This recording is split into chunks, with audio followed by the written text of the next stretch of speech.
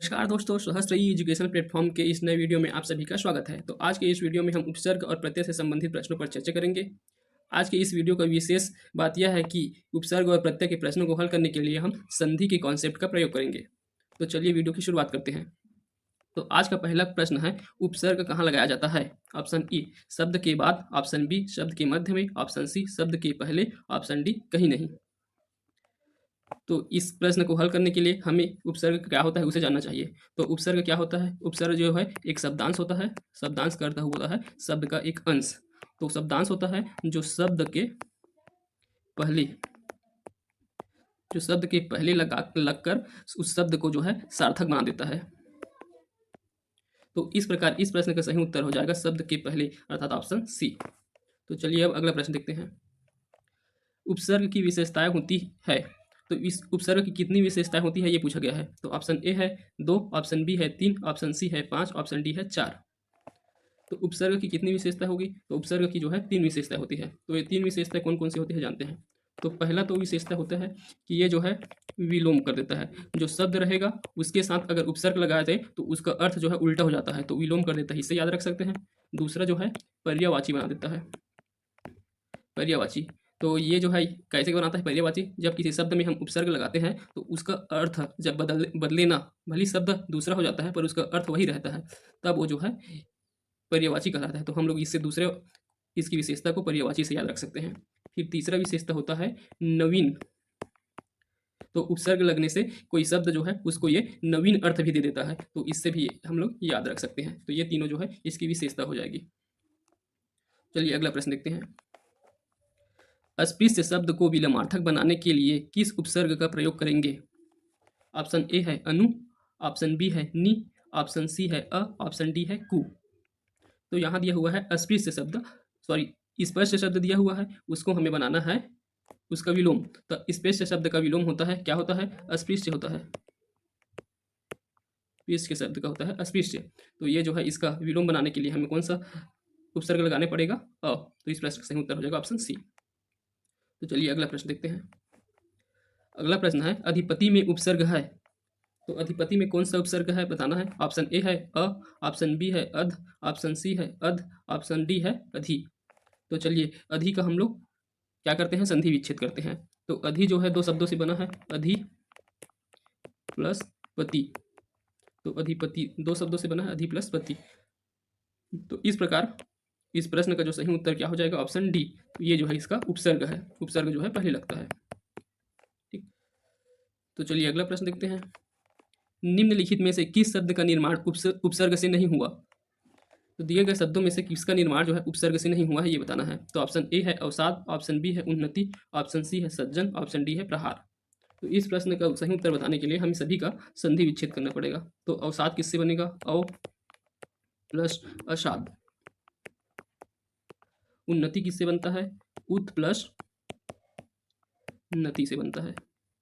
सज्जन किससे बनेगा? सत प्लस जन। और प्रहार किससे बनेगा? र प्लस हार।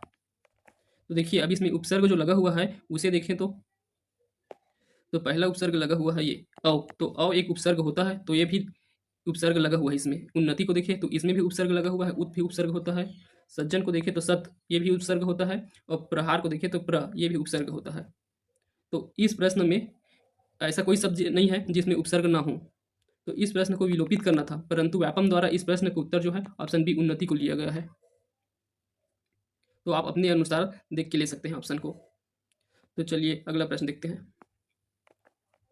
उपसर्ग युक्त शब्द है, तो इसमें उपसर्ग किस शब्द में लगा ये बताना है। पहला ऑप्शन ए है भिक्षुक, ऑप्शन बी है परिधि, ऑप्शन सी है मृग्या, ऑप्शन डी है इच्छा। तो अगर पहला भिक्षुक को देखें तो भिक्षुक एक रूट शब्द है, तो इसका जो है संधि विच्छेद नहीं होगा। अगर परिधि का करें तो परिधि जो है परि प्लस धी, दो शब्दों से बना हुआ है, तो इसका हो रहा है संधि विच्छेद। अगर इसको देखें तो मृग्या, तो मृग प्लस अया, मृग प्लस अया से बना हुआ है। और इच्छा, इच्छा भी एक रूट वर्ड है। तो इसमें अगर देखें तो इसमें क्या पूछा गया है? उपसर्ग। तो मृग कोई उपसर्ग नहीं होता है, परंतु परि जो है एक उपसर्ग होता है। तो इस प्रश्न का सही उत्तर हो जाएगा ऑप्शन बी परिधि। तो चलिए अब अगले देखते हैं। अगला प्रश्न देखने से पहले इसमें जो उर्दू का उपसर्ग होता है, संस्कृत का उपसर्ग और हिंदी का उपसर्ग होता है, उसमें कौन कौन से उपसर्ग का प्रयोग करते हैं उसे देख लेते हैं। तो पहले उर्दू के उपसर्ग को देखते हैं। तो उर्दू में उपसर्ग कौन सा रहता है? अल उपसर्ग लगा रहेगा तो उर्दू भाषा का उपसर्ग है। एन भी, कम, खुश, गैर, दर, ना, फिल, सर, बद, बर, हम आदि ऐसे जो शब्द है जो उर्दू भाषा से लिए गए शब्द हैं उनमें जो है ये उर्दू उपसर्ग लगे रहते हैं। और है अगला संस्कृत उपसर्ग। तो संस्कृत उपसर्गों की कुल संख्या जो है 19 है। यहाँ कुछ को लिखा गया है, कुछ नहीं लिखाया है। तो इसमें आते हैं अति हो गया, अनु, अभि, अधि, अव, अप, आ, उत, उद, उप, परा, नी, दूर, प्रति, प्र आदि। तो कुल संस्कृत में उपसर्गों की संख्या 19 है। इसे भी याद रख सकते हैं आप, कई परीक्षाओं में पूछा जा चुका है। अगला है हिंदी उपसर्ग। तो हिंदी उपसर्ग में हम अ को लेते हैं, अन को, उन, कु, पर, बिन, भर, शु, दु और भी होते हैं इनके अलावा। तो ये सब हिंदी उपसर्ग है। कहने का अर्थ ये है कि जिनमें इन सब उपसर्गों का प्रयोग किया जाएगा वो जो शब्द है हिंदी के उपसर्ग होंगे, हिंदी शब्द होंगे, और जिनमें ये सब प्रयोग किए जाएंगे वो जो है संस्कृत के उपसर्ग होंगे। तो जो संस्कृत उपसर्ग लगे रहते हैं उन शब्दों को हम तत्सम शब्द के नाम से जानते हैं, और जिनमें हिंदी उपसर्ग लगे रहते हैं उनको हम क्या, तद्भव शब्द के नाम से जानते हैं। और साथ ही उर्दू एक विदेशी शब्द है, विदेशी भाषा है, तो इसका जो है प्रयोग विदेशी शब्द के लिए करते हैं। तो चलिए अब अगला प्रश्न देखते हैं। तो अगला प्रश्न है, निम्नलिखित में उर्दू उपसर्ग युक्त शब्द का चयन कीजिए। तो इसमें उर्दू उपसर्ग लगा हुआ शब्द कौन सा है उसे बताना है। तो ऑप्शन ए है अगम, ऑप्शन बी है भरपेट, ऑप्शन सी है पुरातन, ऑप्शन डी है सरकार। तो अगर ऑप्शन ए को देखें तो इसमें कौन सा लगा हुआ है, अ लगा हुआ है। तो अ तो हिंदी का था, ये हिंदी उपसर्ग है। ऑप्शन बी है भरपेट, तो भर लगा हुआ है इसमें उपसर्ग, ये भी हिंदी था। इसमें है पुरातन, पूरा लगा हुआ है उपसर्ग इसमें, तो ये कौन सा रहेगा, ये जो है संस्कृत का है। और लास्ट है ऑप्शन डी, इसमें लगा हुआ है सर, तो सर ये जो है उर्दू का था। तो इस प्रश्न का सही उत्तर हो जाएगा ऑप्शन डी, सरकार। तो सरकार में उर्दू उपसर्ग का प्रयोग किया है जो सर है। तो चलिए अब अगला प्रश्न देखते हैं। नीचे दिए गए शब्दों में से किस शब्द में उपसर्ग नहीं है? ऑप्शन ए निरोध, ऑप्शन बी निंदा, option C Neerad, option D निग्रह। तो चलिए इसको जानने के लिए हमें इसका संधि विच्छेद करना पड़ेगा। तो निरोध का संधि विच्छेद करें तो ये बना है नी प्लस रोध से बना है, नी प्लस रोध से बना है निरोध। निंदा की बात करें तो निंदा का संधि विच्छेद नहीं होगा, ये निंदा खुद एक रूट वर्ड है। अगला है नीर प्लस रथ से बना है नीरथ, नीर प्लस अत, नीर प्लस अत से बना हुआ है नीरथ। अगला अगर निग्रह की बात करें तो ये जो है नी प्लस ग्रह से बना हुआ है। तो इस प्रकार बाकी सभी ऑप्शन का हो रहा है संधि विच्छेद, परंतु ये बी निंदा का नहीं हो रहा है, तो इसमें कोई उपसर्ग नहीं लगा हुआ है क्योंकि ये रूट वर्ड है। तो चलिए अगला प्रश्न देखते हैं। आगमन में कौन सा उपसर्ग है? ऑप्शन ए न, ऑप्शन बी गम, ऑप्शन सी मन, ऑप्शन डी आ। तो आगमन का अगर संधि विच्छेद करें तो आगमन जो है आ प्लस गमन, दो शब्दों से बना हुआ है। तो यहाँ जो है इसका उपसर्ग क्या है, आ। तो इस प्रश्न का सही उत्तर ऑप्शन डी आ। अगला प्रश्न देखते हैं। अन्वेषण में लगा सही उपसर्ग कौन सा है? तो अन्वेषण में कौन सा उपसर्ग लगा है बताना है। ऑप्शन ए अ, ऑप्शन बी अपि, ऑप्शन सी अनु, ऑप्शन डी अप। तो अन्वेषण का अगर हम लोग संधि विच्छेद करें तो ये बना है अनु प्लस एषण। अनु प्लस एषण से ये कौन सा, अगर संधि में बात करें तो अन्वेषण कौन से संधि का उदाहरण बन जाएगा, ये जो है यड़ संधि का उदाहरण है, जहाँ क्या होता है, यहाँ उ होता है, उ या बड़ा उ हो, उसके सामने कोई भी स्वर आते हैं तो किसमें बदल जाता है, व में बदल जाता है। ठीक, तो इस प्रश्न का सही उत्तर हो जाएगा ऑप्शन सी, क्योंकि यहाँ अनु उपसर्ग लगा हुआ है। तो चलिए अब अगला प्रश्न देखते हैं। खुशबू में कौन सा उपसर्ग है? तो ऑप्शन ए है खु, ऑप्शन बी है बू, ऑप्शन सी है खुश, ऑप्शन डी है उपयुक्त में से कोई नहीं। तो खुशबू दो शब्दों से बना है, खुश प्लस बू। तो हम लोग अभी देखे थे उर्दू उपसर्ग, तो उर्दू उपसर्ग में आता है ये खुशबू, तो ये जो है खुश जो है इसका उपसर्ग होगा, तो ऑप्शन सी इसका खुश जो है उत्तर है। और ये जो है कौन सा है, उर्दू भाषा का उपसर्ग है। और ये शब्द भी खुशबू जो है उर्दू भाषा का शब्द है, अर्थात ये विदेशज शब्द कहलाएगा। तो चलिए अगला प्रश्न देखते हैं। अगला है पुरोहित में उपसर्ग है। तो पुरोहित में कौन सा उपसर्ग है ये पूछा गया है। ऑप्शन ए है पुरः, ऑप्शन बी है पूर्व, ऑप्शन सी है पूरा, ऑप्शन डी है पुरस। तो पुरोहित का अगर संधि विच्छेद करें तो ये जो है पूरा प्लस हित से बना हुआ है। ये एक विसर्ग संधि है, पूरा प्लस हित से बना हुआ है। तो इसमें जो है पूरा इसका उस उपसर्ग हो जाएगा। तो इस प्रश्न का उत्तर ऑप्शन ए है। अगला प्रश्न देखते हैं। उल्लंघन में कौन सा उपसर्ग लगा है। ऑप्शन ए आ, ऑप्शन बी अ, ऑप्शन सी उत, ऑप्शन डी उप। तो उल्लंघन में कौन सा है, इसका संधि विच्छेद करते हैं। तो उल्लंघन जो है दो शब्द उत प्लस लंघन से बना है। हमने संधि में पढ़ा होगा व्यंजन संधि में, जहाँ त है, त के सामने अगर कोई ल आए, ज आए या कोई भी अर्थ आता है तो क्या होता था, वो जो है दो बार हो जाता था। तो उसी के अनुसार जो है इस प्रश्न का सही उत्तर क्या हो जाएगा, उत। तो उत जो है इसका उपसर्ग है। तो चलिए अगला प्रश्न देखते हैं। उपसर्ग रहित शब्द का चयन कीजिए। तो इनमें से कौन से शब्द में उपसर्ग नहीं है। ऑप्शन ए है अधिक, ऑप्शन बी है अभिनव, ऑप्शन सी है अभिरुचि, ऑप्शन डी है अभिगमन। तो इसके लिए हमें संधि विच्छेद करना पड़ेगा। तो इसका देखिए तो अधि प्लस गमन से बना हुआ है, अभि प्लस गमन। इसे देखिए तो अभि प्लस रुचि से बना हुआ है, अभि प्लस रुचि। इसे देखिए तो अभि प्लस नव। परंतु ये जो है अधिक, ये इसका एक रूट वर्ड है, इसका कोई संधि विच्छेद नहीं होगा। तो इसमें जो है इसका सही उत्तर हो जाएगा ऑप्शन ए अधिक। अगला प्रश्न है अत्यंत में कौन सा उपसर्ग है। ऑप्शन ए अ, ऑप्शन बी अति, ऑप्शन सी अंत, ऑप्शन डी आ। तो अत्यंत का पहले संधि विच्छेद करते हैं। तो अत्यंत जो है अति प्लस अंत से बना हुआ है। तो इसमें अति प्लस अंत से बना हुआ है और शब्द देख के हमें क्या पता चल रहा है ये कौन सा संधि है। यह जो है यड़ स्वर संधि है। तो यड़ स्वर संधि है। तो यड़ स्वर संधि में क्या हुआ था, इसमें क्या हुआ है, इसके सामने कोई ई हो, छोटा या बड़ा हो, उसके सामने कोई स्वर आता है, इन दोनों के अलावा कोई अन्य स्वर आएगा, तब जो है ये किसमें परिवर्तित हो जाता है, या में परिवर्तित हो जाता है। ठीक। तो जो अत्यंत, अत्यंत में अति प्लस अंत से बना हुआ है, तो इसमें जो है अति इसका उपसर्ग है। तो इस प्रश्न का उत्तर ऑप्शन बी। चलिए अब आगे हम प्रत्यय के प्रश्नों को देखेंगे। तो प्रत्यय के प्रश्नों से देखने से पहले प्रत्यय शब्द को ही देख लीजिए। तो प्रत्यय शब्द जो है दो शब्दों से बना हुआ है, प्रति प्लस अय। तो अय शब्द में इसमें प्रति जो है उपसर्ग लगा हुआ है, तो ये जो है उपसर्ग है प्रति इसका। ठीक। तो चलिए अब अगला प्रत्यय से प्रश्न को देखते हैं। तो पहला प्रश्न है प्रत्यय में, मूलतः प्रत्यय के कितने प्रकार हैं। तो पहला प्रत्यय क्या होता है। तो प्रत्यय जो है, प्रत्यय भी एक शब्दांश है। शब्दांश मतलब शब्द का अंश है, जो कहाँ लगता है, शब्द के बाद में लगता है। ठीक। तो शब्द के बाद में लगता है प्रत्यय। और इसके प्रकार की बात करें तो प्रत्यय जो है दो प्रकार का होता है। प्रत्यय दो प्रकार का होगा। अब कौन कौन से दो प्रकार हैं इसके, एक होता है कृत प्रत्यय और दूसरा होता है तद्धित प्रत्यय। तद्धित प्रत्यय। तो कृत प्रत्यय कौन से प्रत्यय होंगे, वे शब्दांश या वे प्रत्यय जो मूल क्रिया रहेंगे, इसे धातु भी कहते हैं। मूल क्रिया को, मूल क्रिया या धातु के बाद में जो लगेगा ना प्रत्यय, वो जो है कृत प्रत्यय कहलाएगा। और इनके अलावा, मूल क्रिया के अलावा और अन्य जो शब्द आएंगे, चाहे वो कोई संज्ञा हो या कोई सर्वनाम हो या कोई विशेषण हो या फिर इनके अलावा भी कोई अन्य अवयव हो, तो उनके बाद जो लगेगा वो होगा तद्धित प्रत्यय। तो चलिए अब अगला प्रश्न देखते हैं। धातु में प्रत्यय जोड़ने से बने शब्द कहलाते हैं।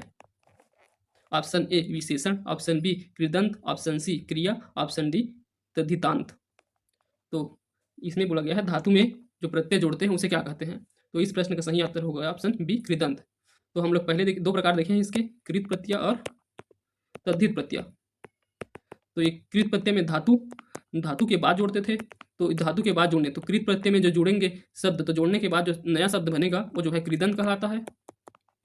अगर वही तद्धित प्रत्यय हो तो तद्धित प्रत्यय लग के जो नया शब्द बनेगा वो जो है ये तद्धितांत कहलाएगा। तो इस प्रश्न में पूछा है धातु में प्रत्यय जोड़ने से, तो धातु कृत में प्रयोग करते हैं तो इसमें कृदंत बोलेंगे इसे। फिर अगला प्रश्न है अनुकरणी में लगा है प्रत्यय। तो अनुकरणी में कौन सा प्रत्यय लगा हुआ है, इसके ऑप्शन देख लेते हैं। पहला अनु, ऑप्शन बी करण, ऑप्शन सी इया, ऑप्शन डी इय। तो अनुकरणी का अगर हम संधि विच्छेद करें तो ये बना हुआ है अनु प्लस करण प्लस य। ठीक, तो अगर इसमें क्या पूछा हुआ है, प्रत्यय पूछा है, ध्यान रखना है ना कि प्रत्यय पूछा है या उपसर्ग पूछा है। अगर इसमें उपसर्ग पूछा रहता तो इसका आंसर अनु हो जाता, लेकिन इसमें पूछा गया है प्रत्यय। तो ये जो है मूल शब्द है, इसके पहले उपसर्ग लगा है, इसके बाद प्रत्यय लगा हुआ है, तो ये जो है यह प्रत्यय लगा हुआ है। इस प्रश्न का सही उत्तर हो जाएगा ऑप्शन डी यह। अगला प्रश्न देखिए, निम्नलिखित में प्रत्यय युक्त शब्द है, तो इसमें प्रत्यय वाला शब्द कौन सा, इसे पहचानना है। तो पहला है सादर, तो सादर एक रूट शब्द है, इसमें कोई प्रत्यय नहीं दिख रहा है। दूसरा है सावधान, तो सावधान, इसमें भी धान कोई प्रत्यय नहीं होता है, तो इसमें भी कोई प्रत्यय नहीं है। उसके बाद स्वभाव, तो स्वभाव जो है दो शब्द सु प्लस अभाव से बना हुआ है। ठीक, ये भी यश संधि के का उदाहरण है। उसके बाद है, तो इसमें जो है अभाव, अभाव नाम से कोई प्रत्यय नहीं रहता, पर इसमें उपसर्ग लगा हुआ है सु। ठीक, अब देखते हैं अगला, ये समझदार, तो समझदार जो है समझ प्लस दार, दो शब्द से बना है, तो ये दार जो है एक प्रत्यय है, तो इस प्रश्न का सही उत्तर हो जाएगा ऑप्शन डी समझदार। अगला प्रश्न देखते हैं, निम्नांकित शब्द में प्रत्यय का प्रयोग नहीं हुआ है। ऑप्शन ए सरकार, ऑप्शन बी ग्रंथकार, ऑप्शन सी पत्रकार, ऑप्शन डी कुंभकार। तो चलिए एक एक प्रश्न का एक ऑप्शन को देखते हैं। तो ये जो है सर प्लस कार से बना हुआ है,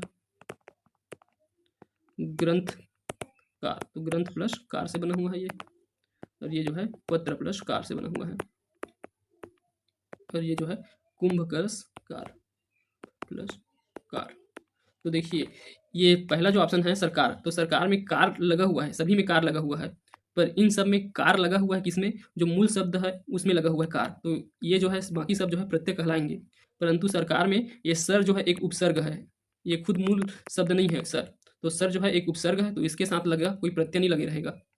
तो इस कारण इस प्रश्न का सही उत्तर ये हो जाएगा, क्योंकि सर जो है उपसर्ग है, जो कि उर्दू भाषा में प्रयोग किया जाता है, तो ये उर्दू उपसर्ग है। ठीक, तो अगला प्रश्न देखते हैं, वर्ण में इक प्रत्यय लगाने पर बनने वाला शब्द होगा। ऑप्शन ए वर्णिक, ऑप्शन बी वर्णिक, ऑप्शन सी वर्ण इक, ऑप्शन डी वर्णक। तो वर्ण एक शब्द है, उसमें हम इक प्रत्यय लगाएंगे, तो वर्ण है ये प्लस इसमें दिल देते हैं इक, तो इसका क्या हो जाएगा वर्णिक। तो इस प्रश्न का सही उत्तर हो जाएगा वर्णिक, जो दिया हुआ है ऑप्शन ए में। अगला प्रश्न है, अनधिगत में प्रत्यय है। ऑप्शन ए अन, ऑप्शन बी अन, ऑप्शन सी अनु, ऑप्शन डी इनमें से कोई नहीं। तो अनधिगत में प्रत्यय क्या है ये बताना है हमें, तो इसे जोड़ते हैं, अन प्लस अधिगत, दो शब्दों से बना है ये। तो यहाँ देखिए, तो यहाँ पूछा हुआ है प्रत्यय, प्रत्यय पूछा है, ऑप्शन देख के आप लोग को इसको नहीं लगा देना है कि अन इसका उत्तर है करके, क्योंकि ये जो है अन जो है इसका उपसर्ग है, तो उपसर्ग है ये अन, तो इसमें से जो सही उत्तर क्या हो जाएगा, इनमें से कोई नहीं है उत्तर इसका, क्योंकि इसमें प्रत्यय लगा ही नहीं है। तो चलिए अगला देखते हैं, इंसानियत में निम्नलिखित में से कौन सा प्रत्यय है।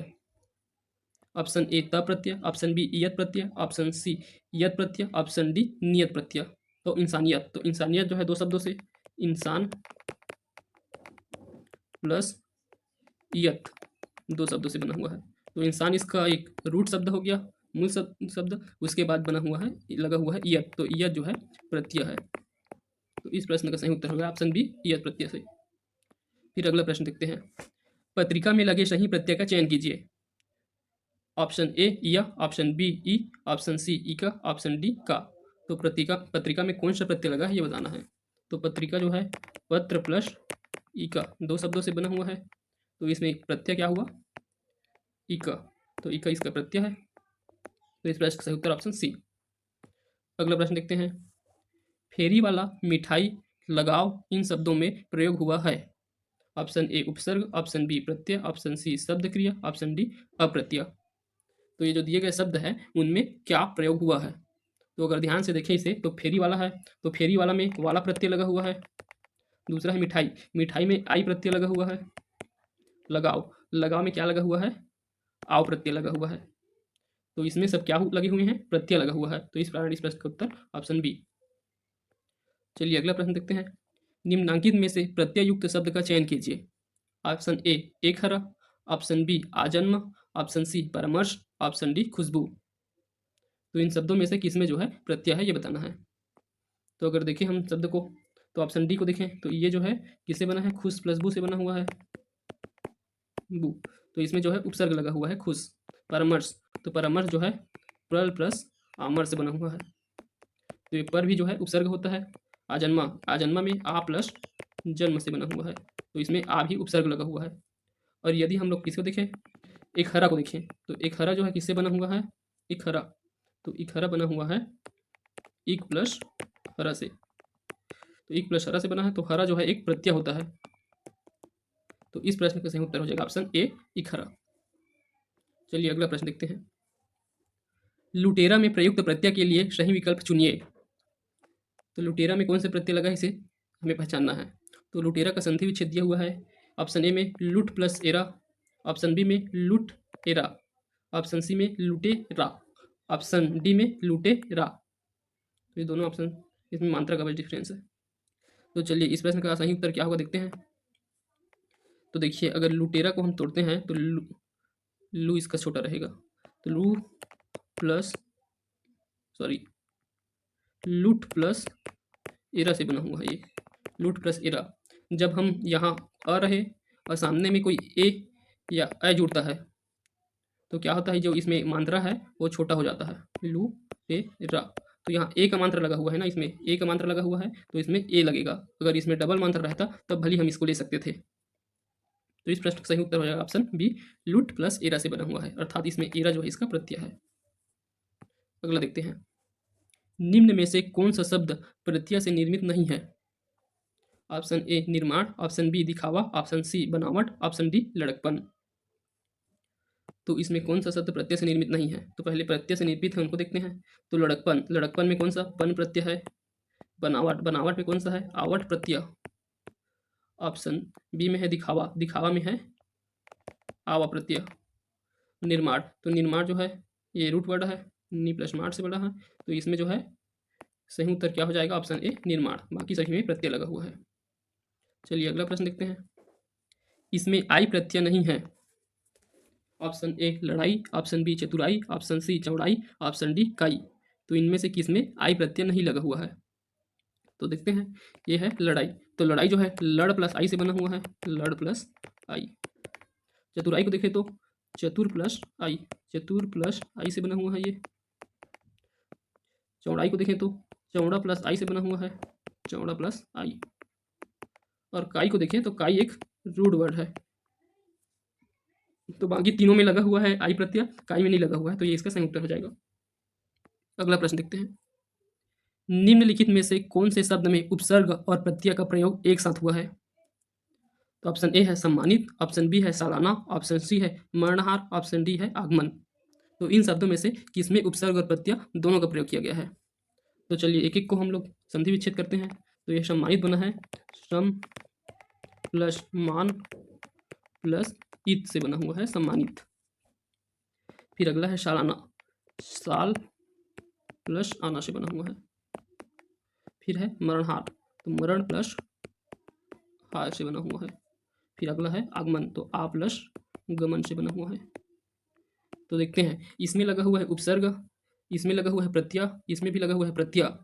पर देखिए सम्मानित को देखिए तो इसमें सम उपसर्ग लगा हुआ है और इत जो है इसमें प्रत्यय लगा हुआ है, अर्थात इन दोनों, इस प्रश्न का सही उत्तर हो जाएगा ऑप्शन ए सम्मानित, क्योंकि इसमें उपसर्ग भी है और प्रत्यय भी है। तो ये जो है आज का अंतिम प्रश्न था।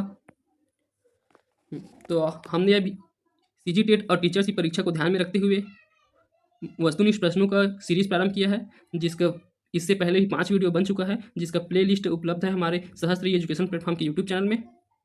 अगर आपने अभी तक नहीं देखा है तो आप उसे जाकर देख सकते हैं। Thank you.